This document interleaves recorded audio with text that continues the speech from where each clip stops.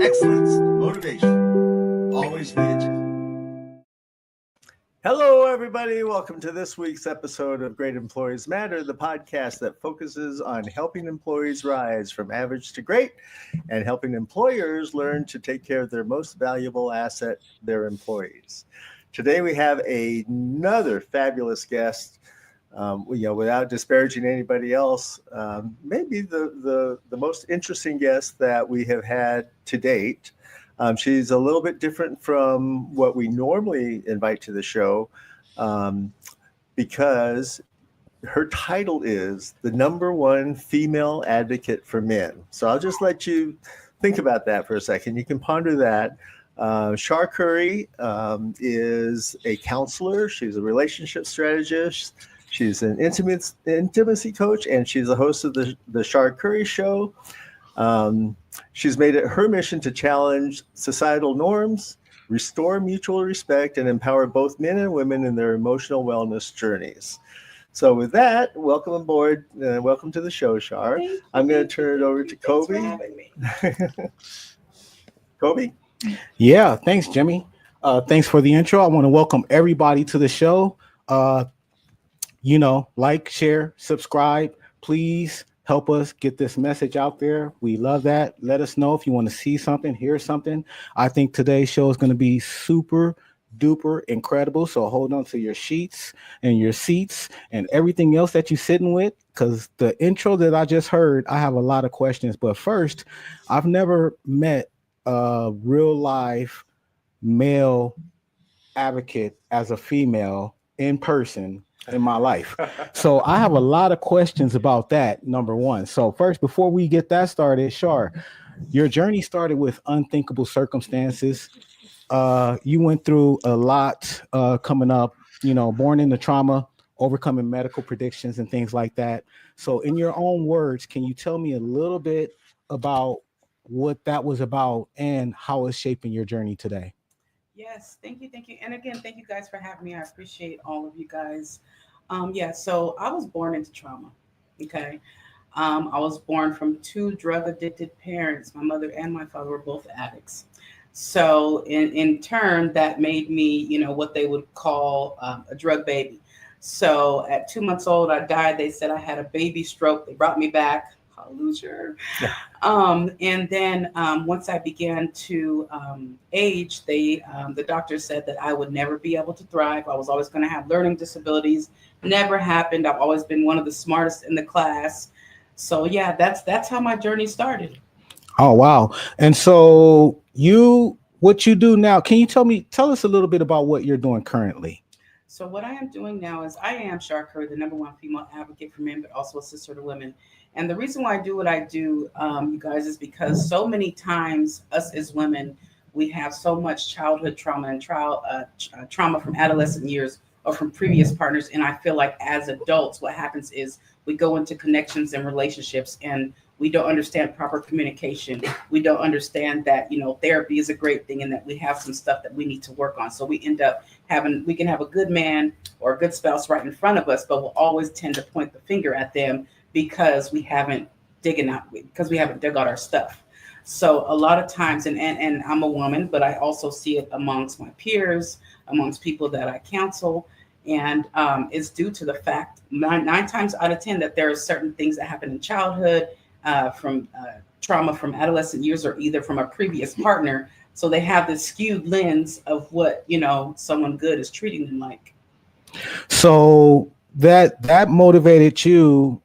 Did something happen in your own relationship to give you that, to make you change so that you and were able to see that in others, to be able to help others? What led you on that journey? It wasn't anything that happened in particular in my relationship per se.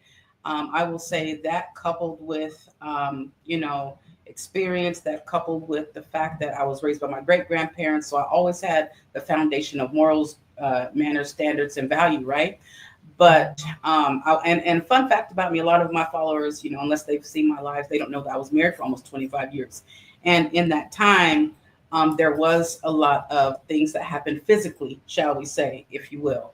So, I have gone through some things. I have, even I went back and looked and saw what I could have done differently. So there were certain things that I did during that marriage that I wasn't proud of. There were certain things that I did and I said that I wasn't proud of and that I could have changed. So in return, I actually went back to my ex and I said, hey, you know what? I remember this and this and this happening. I remember saying this and this and this. You know what? Forgive me. I apologize. Wow. And that's the thing. It's like, ladies, if you're out there, learn how to take responsibility and accountability for yourself. Seriously, because there are certain things that you say and that you do that can tear a man down forever. I think accountability is big on both sides, both men and women. Yes. And so listening to your story and what you went through, what does restoring respect between the sexes look like to you? Okay, good one. Good one.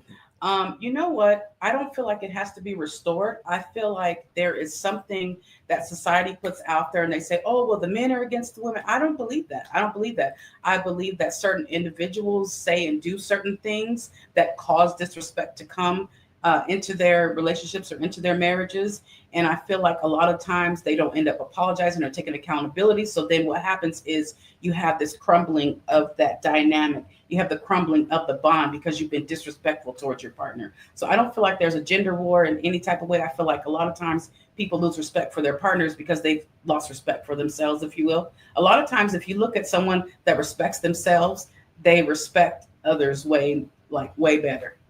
And what do you think? What do you think communication? How much is communication a part of all of this? It's the number one factor. It's the number one factor because if you don't have proper communication, then where can you go? And let me just say this. A lot of times people will become adults and society, the world, your partner, even yourself, you think that you're supposed to be able to communicate and at a certain capacity.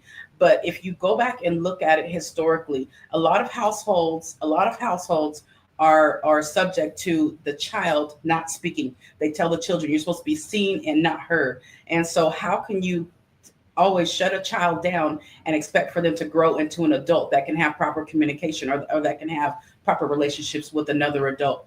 They were taught to always be quiet and only be seen. And now you want them to be a productive member of society. You want them to be productive in their relationships. How? Yeah. I like it. Hey man, with that, I got quite a few more questions, but I'm going to pass it over to Jimmy and see if Jimmy wants to jump into the conversation. Yeah, Jimmy? I'd like to go straight to the employee side of the house. Mm. So men, as you spoke about children being suppressed, right?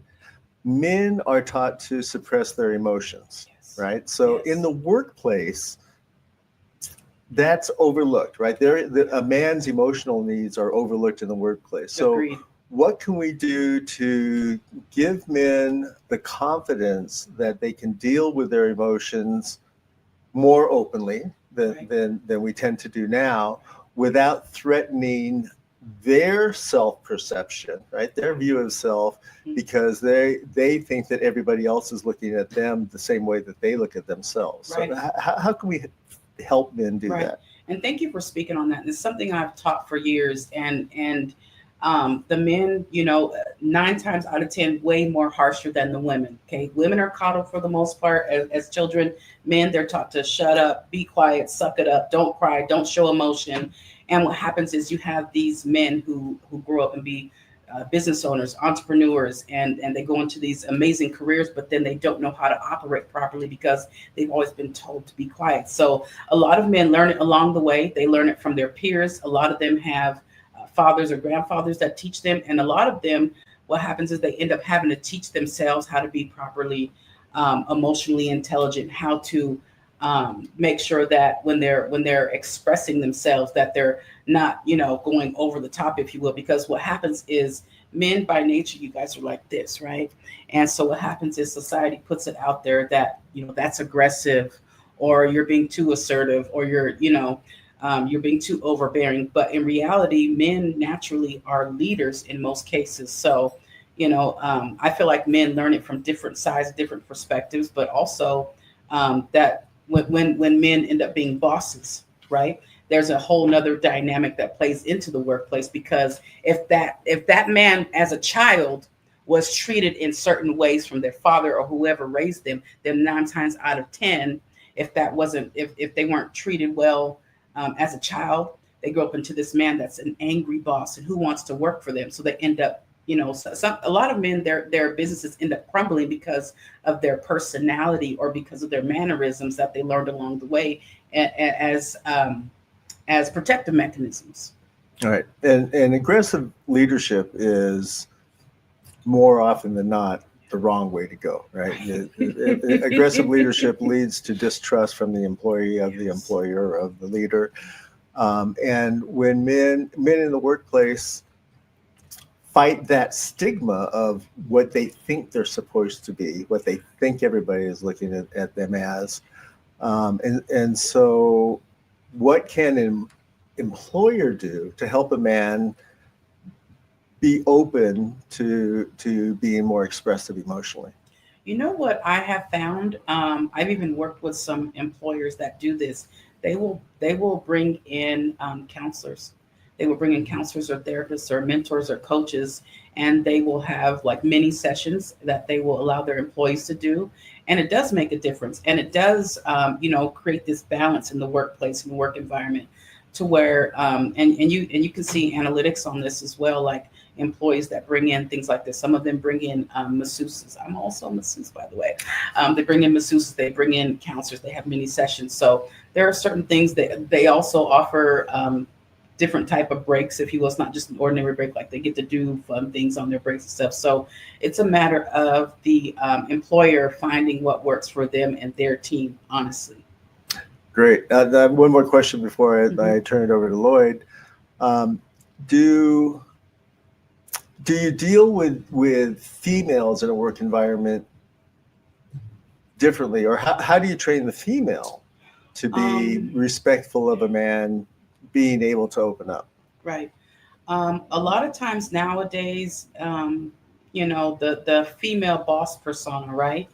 That plays, and if you really hear about it, it has a negative connotation because some of the women are so aggressive, or they try to pit themselves over men because they make more money or they're higher up on the ladder. So I would say to the women out there that that are bosses, if you will, to make sure that, and this is across the board, not even for specifically to men, make sure you're being the person that you would want to work for.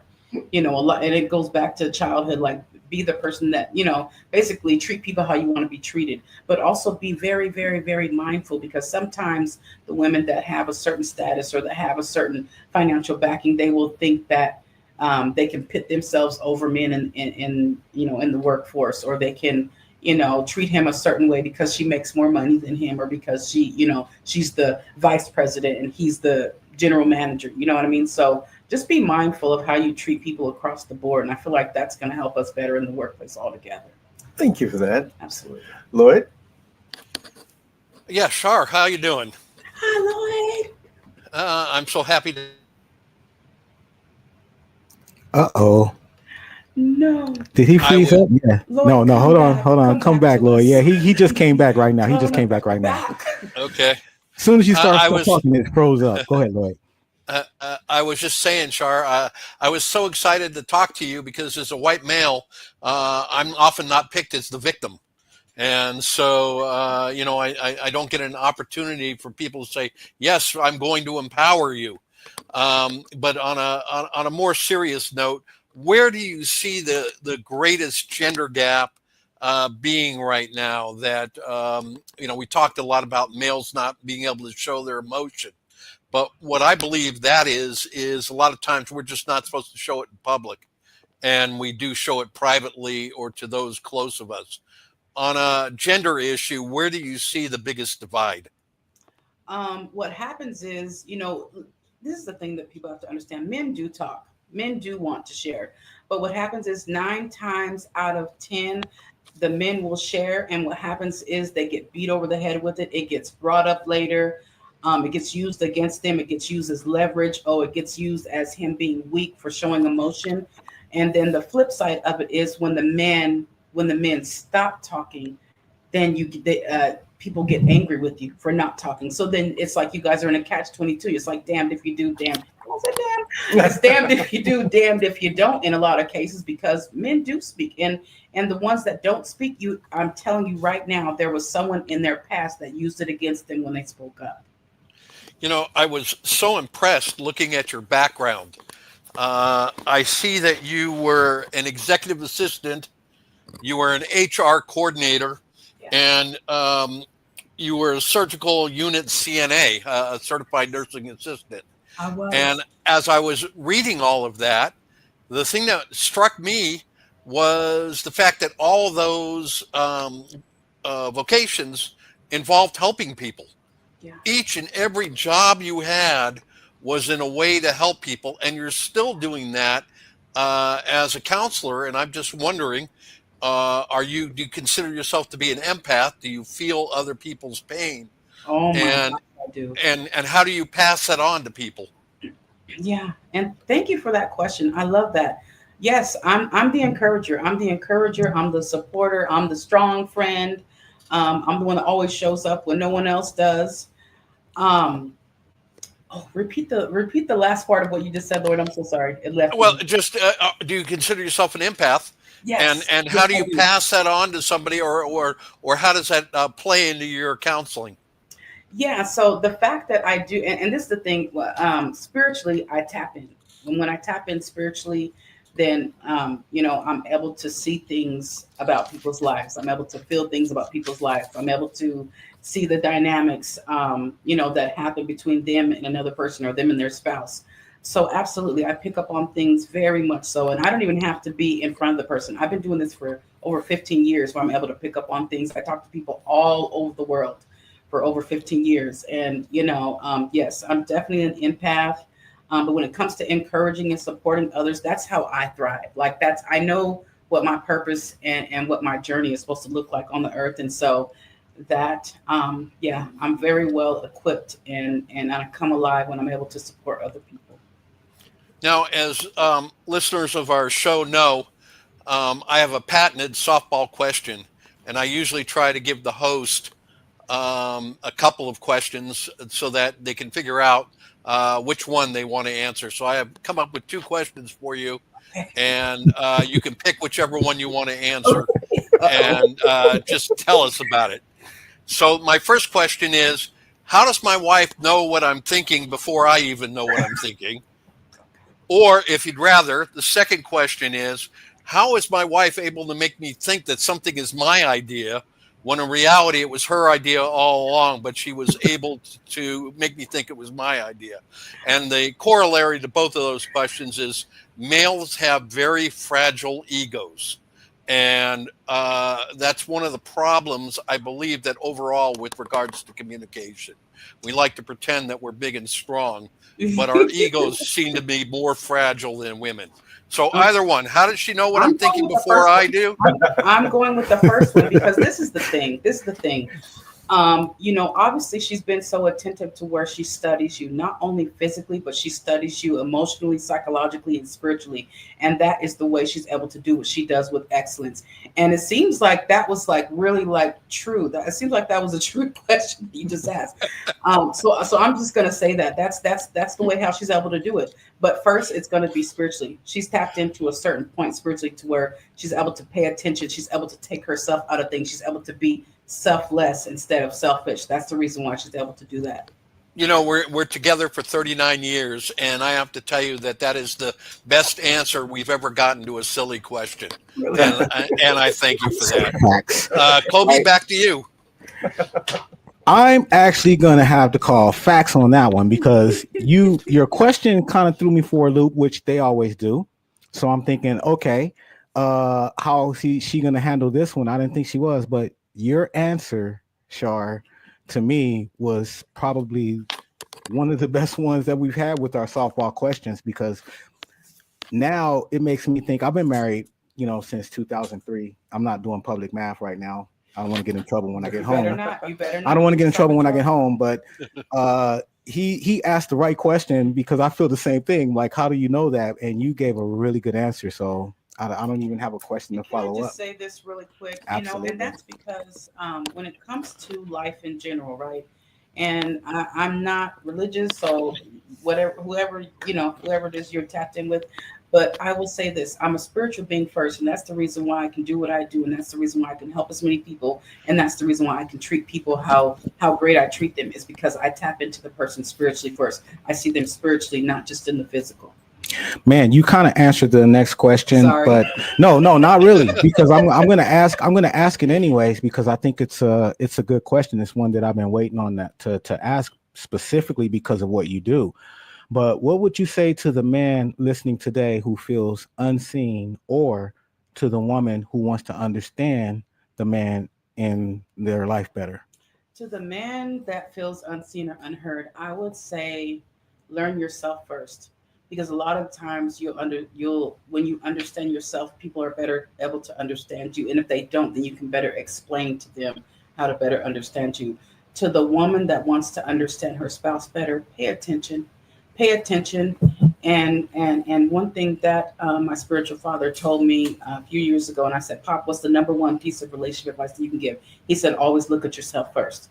Always look in the mirror first. So ladies, if you want to learn him better, learn how to be selfless instead of selfish. Learn how to take yourself out of the equation. Learn how to become unoffended. I can teach you that as well. A lot of times what happens is women will they will become spiteful and resentful and become angry and distant because of something that their spouse may have said or done, when in reality, it was probably just something that he was going through. It wasn't even about you, but you made it about yourself. Learn how to take yourself out of the equation and tap into what it is that he needs. I love that answer. So you're a speaker, an author, a producer, a coach, a media personality. How do you stay grounded with such a big mission? Oh my goodness, that's the question. That's the question. How do you do it? I heard you talking and you're so busy and people wanting to get back to you. How do you do it? Yeah, you know what? It took me years to get here. And a lot of people don't know that I used to suffer from anxiety and depression and panic attacks. So once I overcame that spirit of fear, like the fear of, social anxiety and people, I used to always think that people were super focused on me and worried about what I was doing and what I was saying. They probably are now, but oh well, I'm already here, you guys. Yeah. But I had to get over the fact that, that people weren't worried about me. They weren't looking at me. And I had to get over that social anxiety and the fact that I was living out of fear. Like I would only be able to go to the grocery store like 5 a.m. or like midnight because I thought people were like super focused on me, like just as a person. And so once I came out of that anxiety and those panic attacks, oh my gosh, I came out swinging. And it was just about, me sharing the wisdom and the knowledge and the experiences that I have gone through to help other people. So it was me basically, you heard that term, going forward afraid. I went forward afraid. That's how I'm able to do what I do. I make sure that I take care of myself when it comes to my spirit. I don't allow certain people around me. Once I feel like something, they got to go. I built a foundation of peace, freedom, and joy. So if they try to infiltrate any one of those, they have to go because I care so much about myself that they can't be there.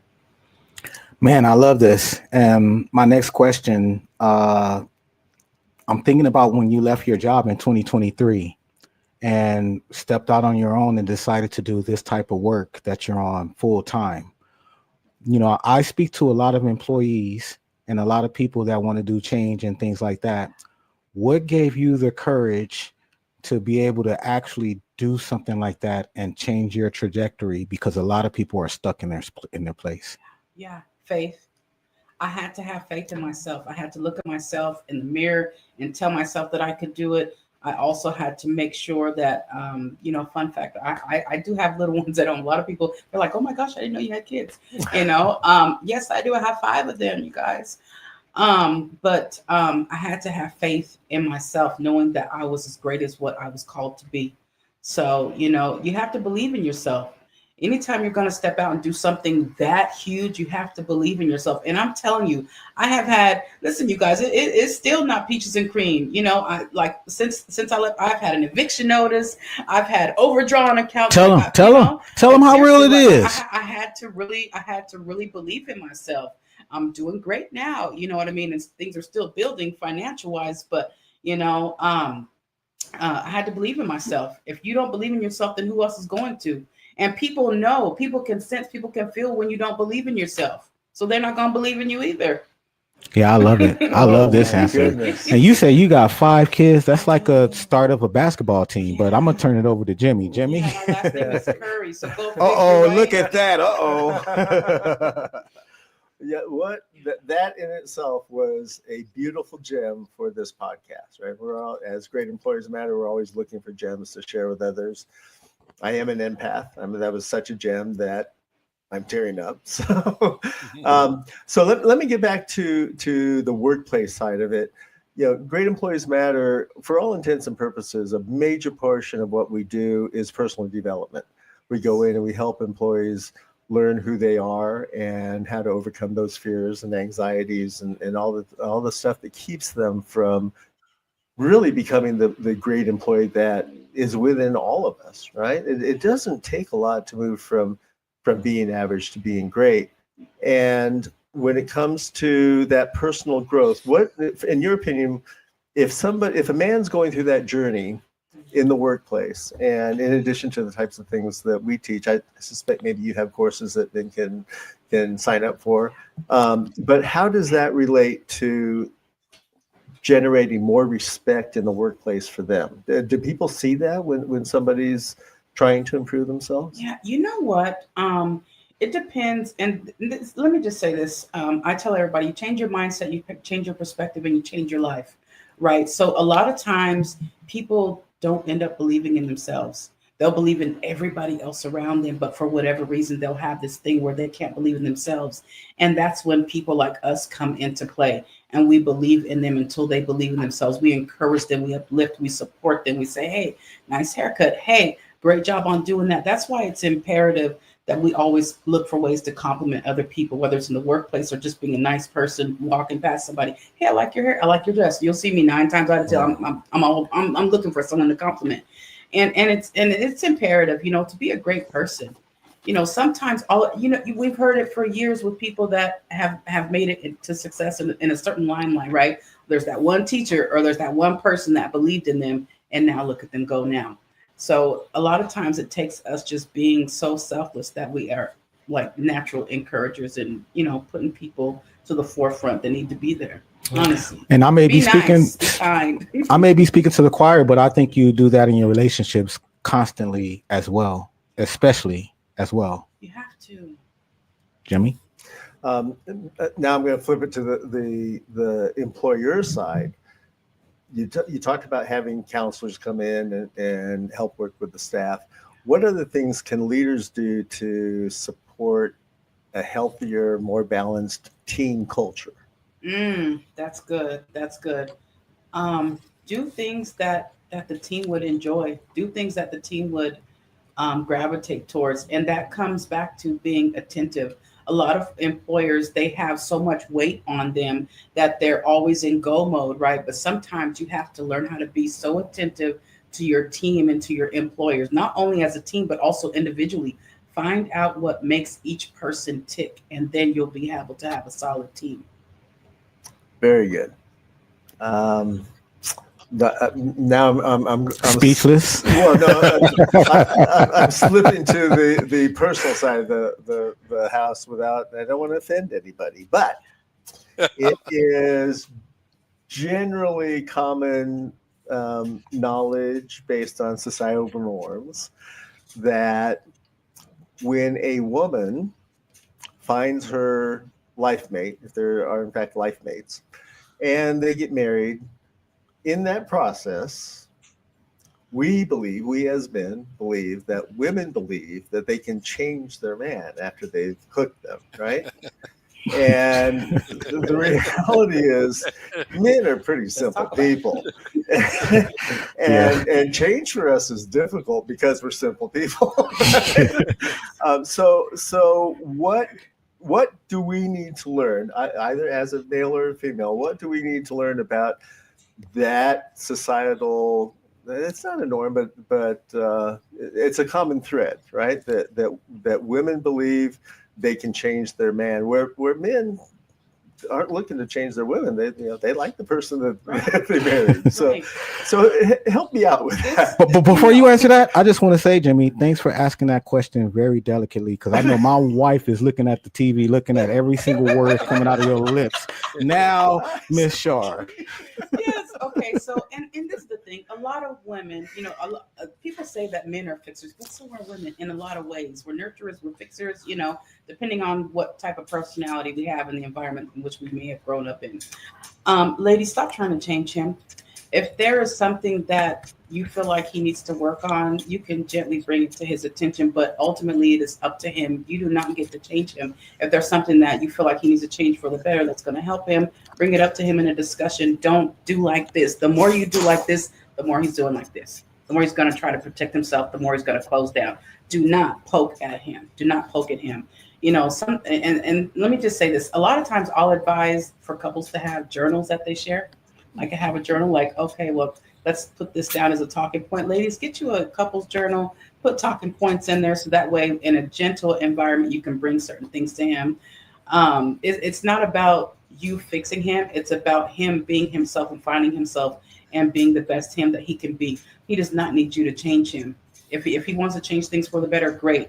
But he's going to do it at his own pace. And you are his helpmate. So you are there to encourage him, to support him and help him along the way. Figure out what ways you can help him change things for the better instead of always pointing the finger at him and trying to make it seem like he's not good enough. Because 9 times out of 10, when you do that, he's already got one foot out the door emotionally, and pretty soon he's going to leave anyway.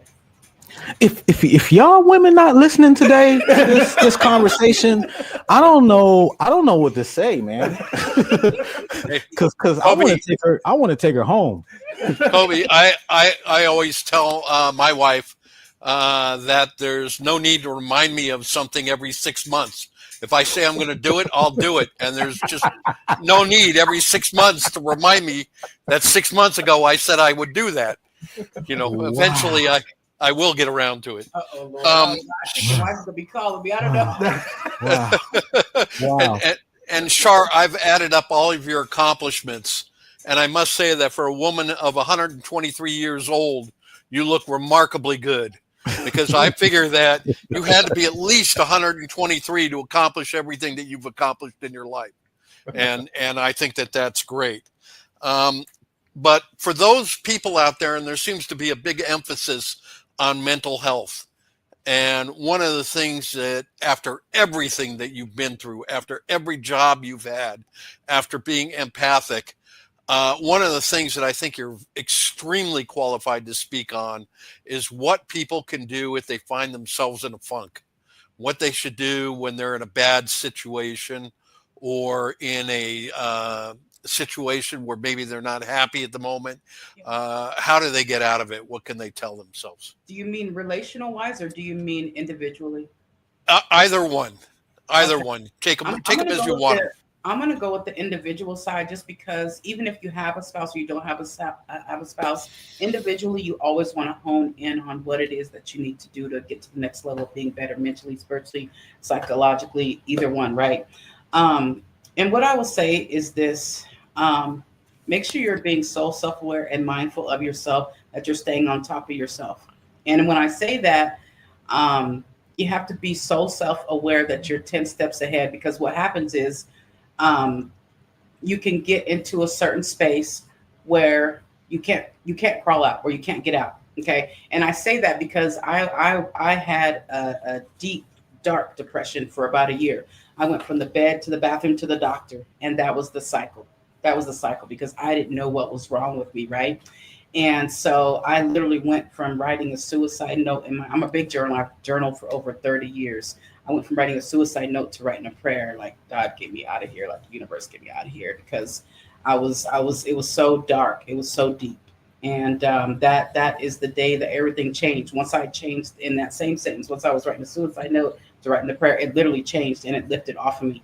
So let me say this, a lot of people think that therapy is just like us talking back and forth. No, therapy, I do music therapy. You'll see music notes all over me, because music has brought me out of the pit so many times.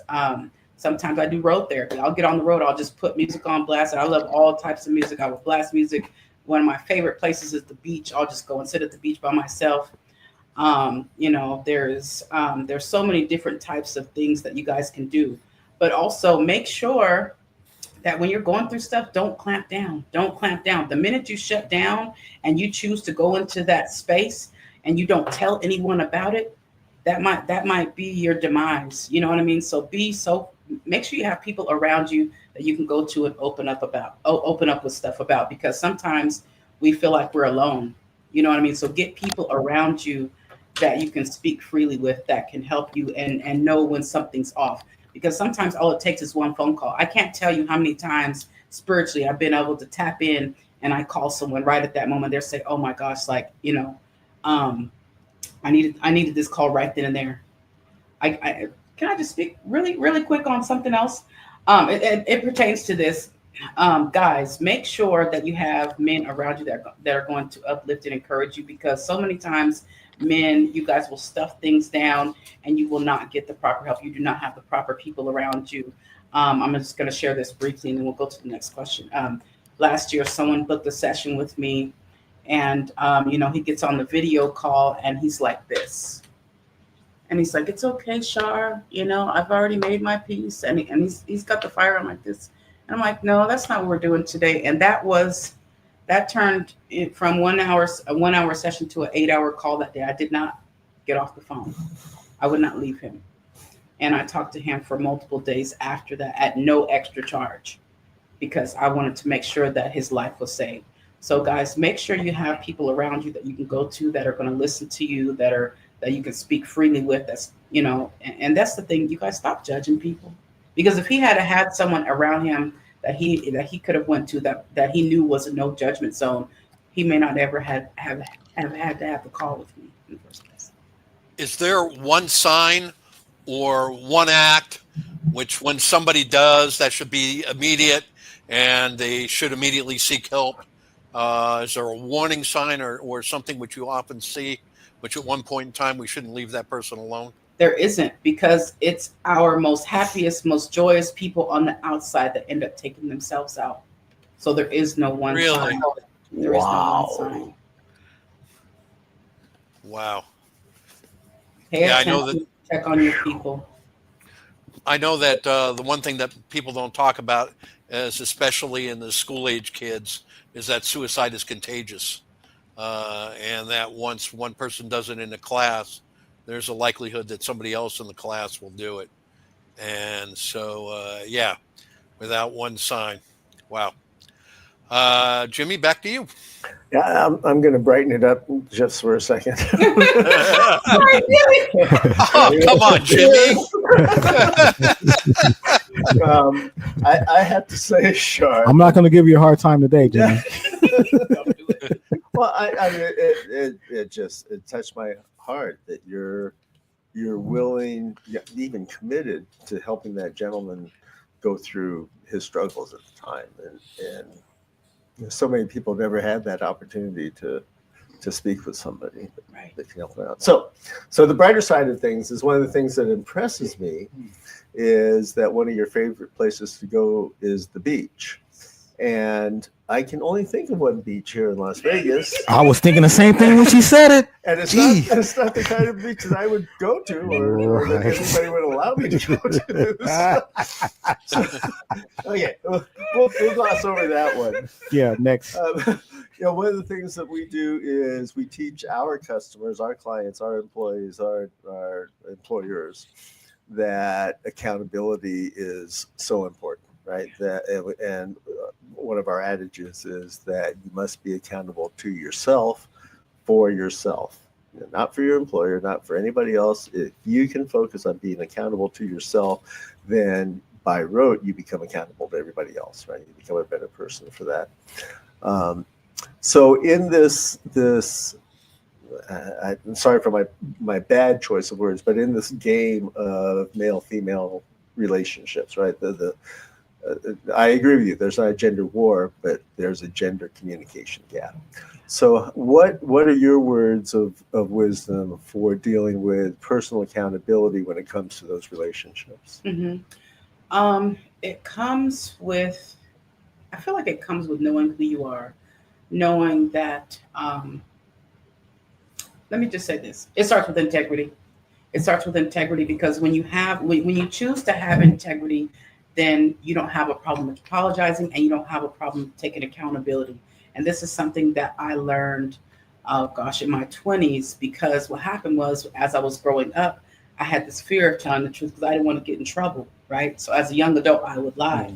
But then when I tapped more into my spiritual side in my 20s, I was like, why would I be afraid to tell the truth? But that came out of fear. A lot of people don't know how to take accountability or take responsibility for themselves because they don't have integrity, because they've always been fearful of someone judging them or getting in trouble. So you have to know, ladies and gentlemen, nobody's gonna go get a switch off the tree and whoop you as an adult.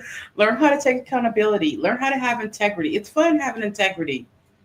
It's fun having integrity. Take accountability for yourself. It's free to have It is integrity. free, but also this is the thing. A lot of people nowadays, they feel like there's so much judgment in society to where they don't like to walk in their own truth, and so they will hide their truth and hide their truth, and that's another issue as well. You have to know who you are, and walk in your own truth and your integrity and walk in your own journey in order to have the accountability and take responsibility for yourself the way you're supposed to. We're all adults. We are not going to get in trouble anymore. Well, some people live in households where they might get in trouble, um, but it comes with integrity. Yeah. I think it goes a little bit when you said when you first came in here that word, don't judge people.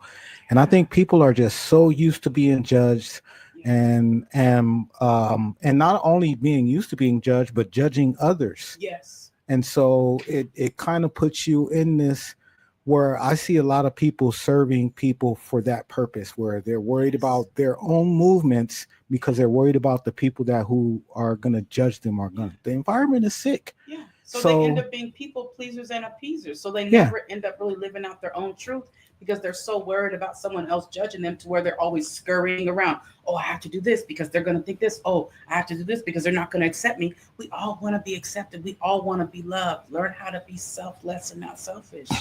You have to be so comfortable with yourself, though. If you're not comfortable with yourself and you're not living out your own truth, 9 times out of 10, you're going to lie to everybody else anyway. Yeah. With that, I need to take a 30 seconds and first apologize to Waylot because they are our sponsor, and we should have hit at the 2:30 break and said, welcome to Waylot. Let me tell you about Waylot.com. So Waylot is our sponsor. Waylot stands for What Are You Leaving on the Table? And so for all of you business owners or leaders that are here that have responsibility for growth of a business, we encourage you to go to Waylot.com, Waylott.com, and take a look at what they have to offer. They provide a business analysis service that will teach you how to skyrocket your revenue by asking a series of questions. And it's atypical because, as we know, a lot of business services will offer that service, but they focus only on the direct financial matters of that company. They'll take a look at the trends and they'll take a look at ROI and all that type of stuff. Waylot does it much differently. They really take a look at the business operations and the mindset of the business and the business owners.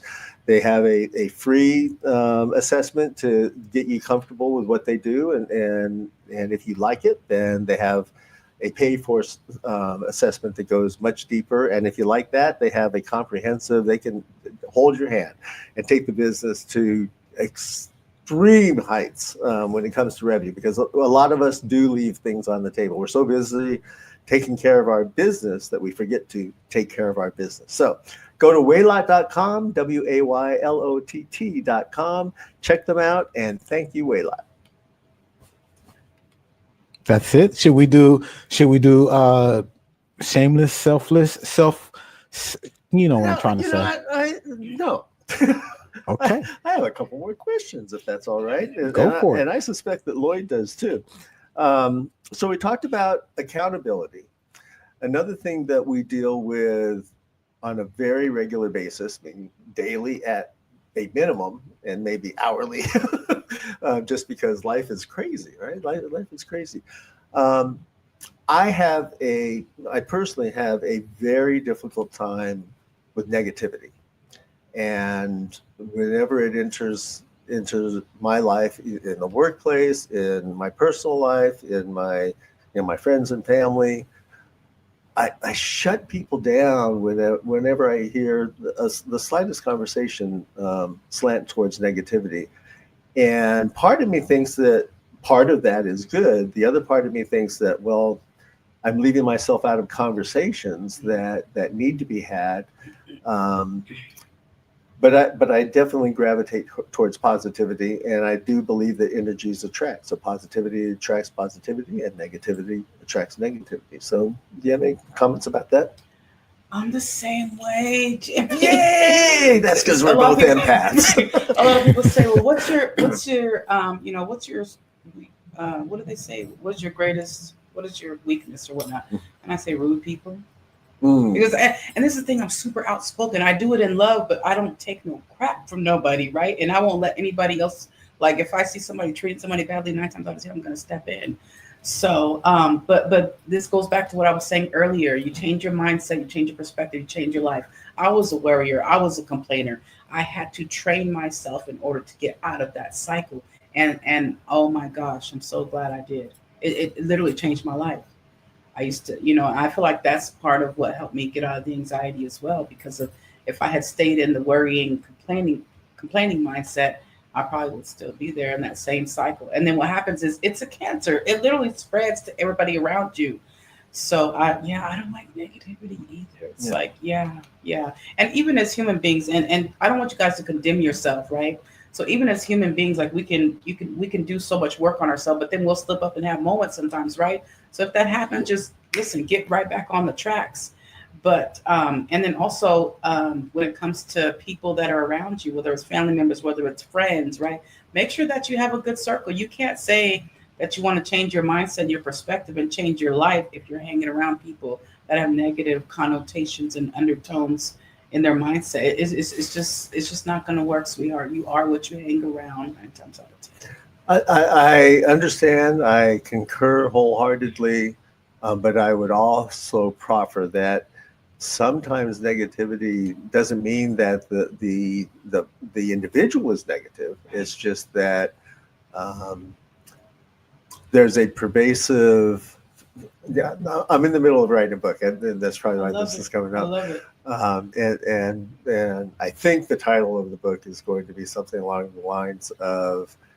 Don't tell anybody. Really? No. Okay. Yeah, don't tell us. Oh, people are still mad. Just write the book. Thank you so much. Thank you so much for that backup, because he don't be listening to me sometimes. No, don't tell nobody nothing. Don't tell the title. Don't tell the title. So continue, Demi. So I'm not going to take either of those comments as negativity.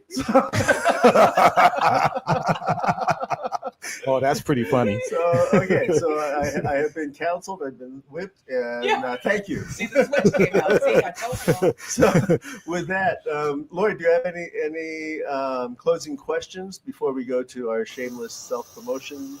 Yeah, I was just going to say with regards to the negativity, and it goes back to Char's comment about rudeness, is that sometimes you have to hug your enemies real tight so you know how big to dig the hole. Well, what I have to say to that is my grandma always said, I just posted this the other day, my grandma always said, if you dig a ditch for yourself, you got to dig one. If you dig a ditch for somebody else, you got to dig one for yourself. Well, that's a good one. Yeah. That's a good one. Exactly. I'm a firm believer in the fact that you make your own luck, right? If you believe that good things are going to happen, then good things happen. And you have to go in with a positive attitude. The only caution I would give about trying to eradicate all the negativity in your life is that sometimes that negativity helps. Sometimes you grow from it. And sometimes you can deal with something when it's small negativity, whereas if you try to ignore it, then it grows into something much larger.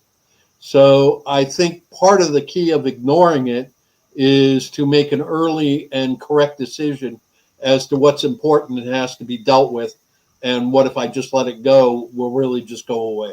Yeah. So Great. And another thing to piggyback off of that, sometimes we can take something negative that somebody may say or may do, and it will actually fuel us into greatness. When I first started, I had somebody say, "Oh, well, stay in your lane. Oh, well, you shouldn't be doing X, Y, and Z." And I went full steam ahead. I think I had like 2,000 followers at the time. I think I was just on TikTok at the time. And, this person, and I can still hear the person. It was actually a family member that said it. It's funny now because that same family member. I say I have a saying for that. Friends and What is family it? elevate you after strangers celebrate you. Sorry, Yeah. it's the truth. Sometimes we have to, take the negative and turn it into a positive. And you know what? It depends on how we use it and how we perceive it as well. And back then I did see it as a negative statement, but now it's like it's one of the things that actually drove me to where I am now. So hallelujah, thank you. All right. With that, thank you for that answer.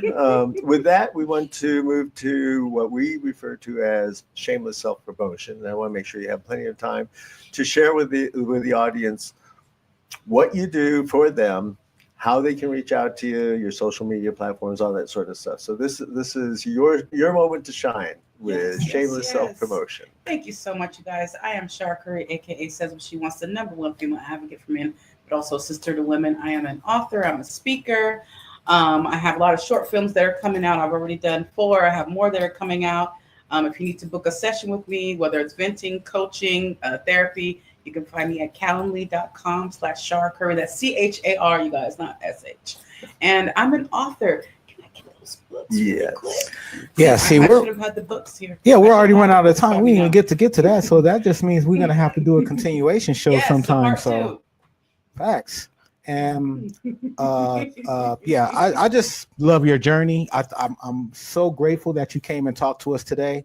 I think the conversation that you're having and what you stand for is very important in today's world, to not divide but bring people together. I think it's so important what you're saying, and you're bringing people together with that voice. And I think you got a hard job because you're on the same side with us. And we know how hard that is. Man. Listen, you know what? And you're right. And it does get difficult sometimes, but the difficulty doesn't follow me because this is my purpose. And so I do what I do effortlessly every single day. You can go back. There's a track record of every single day you will see something from me, whether it's an original quote of wisdom or whether it's a video. There was a point where I was making 20 to 30 videos a day. And I don't space them out. I just the wisdom drops into me, and I make the video. But yes, these are the books that I have. Show them. The first one is Math, Why We Wear Them, and the Effects They Have on Our Day-to-Day Lives. All my books are going to have space in there to write because I'm a journaler. So this one is about parental heartache, childhood trauma, forgiveness, and how to get past something. The second one is Here You Go, Sister, Blueprint to His Soul. This is how to treat your man better. And if you're already treating him good, then get the book anyways, because there's going to be something in there that you're going to be able to treat him even better. And then I have The Offset of Math, and this is the men and the women's journal. So there are 2 journals, and then there's this one, and then Math. I wrote this one with my bestie, Arlene Carson. So those are the 4 books I have available, and I'm writing one right now on breakups and how to get past them. And where can our audience find the books? Those are all on Amazon. Okay. Search Char Curry, CHARCURRY. Great. Well, thank you for that.